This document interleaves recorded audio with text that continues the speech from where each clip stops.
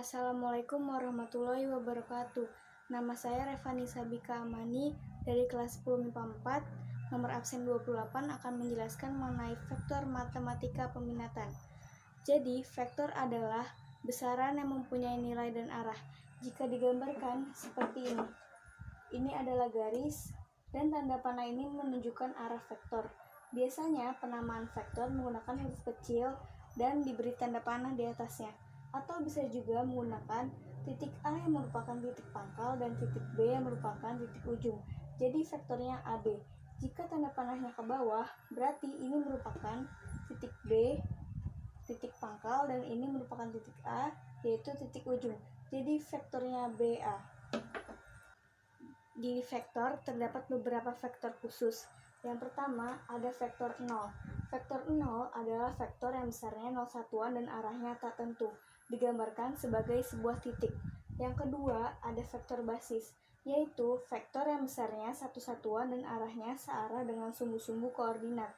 Jadi vektor I searah dengan X, vektor J searah dengan Y, dan vektor K searah dengan Z. Yang ketiga adalah vektor posisi suatu titik. Jadi digambarkan terdapat segitiga, yang ini O, titik A, dan titik B. Jadi vektor posisi OB sama dengan vektor B. Vektor posisi OA sama dengan vektor A. Jadi bisa disimpulkan vektor OA plus vektor AB sama dengan vektor OB. Vektor A plus vektor AB sama dengan vektor B. Jadi vektor AB sama dengan vektor B dikurang vektor A. Di vektor terdapat vektor secara aljabar. Jika dijelaskan, yaitu yang pertama terdapat vektor kolom, yaitu vektor A sama dengan X1 Y1 dalam kurung, berarti vektor kolom itu bentuknya tegak. Atau kalau misalkan di ruang 3, yaitu vektor A sama dengan X1 Y1 dan Z1. Kedua vektor baris. Vektor baris itu adalah yang memanjang. Jadi vektor A yaitu seperti ini, X1 Y1, atau jika di ruang 3 A, X1 Y1 dan Z1. Yang ketiga ada vektor basis. Jadi vektor basis itu menggunakan huruf seperti vektor A yaitu X1I plus Y1J, atau jika di ruang 3 vektor A sama dengan X1I plus Y1J plus Z1K. Jadi selanjutnya terdapat penjumlahan vektor. Nah, penjumlahan vektor terdapat secara geometri dan secara aljabar. Jika secara geometri, jika ada vektor A dijumlahkan dengan vektor B, maka vektor A dengan vektor B seperti ini. Jika secara aljabar, vektor A sama dengan XA, YA, dan ZA, dan vektor B sama dengan XB, YB, dan ZB, maka vektor A dijumlahkan dengan vektor B, XA, YA, ZA, plus XB, YB, dan ZB. Seperti ini jadinya. Jadi terdapat pengurangan vektor. Pengurangan vektor secara geometri, jika terdapat vektor A dijumlahkan dengan vektor min B, maka hasilnya adalah vektor A dikurang vektor B.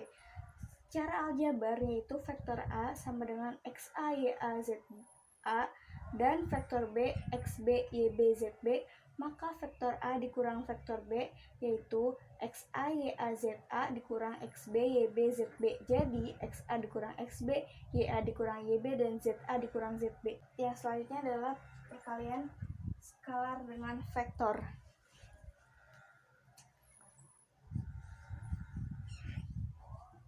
Jadi secara geometri ini terdapat vektor A dengan panjang K.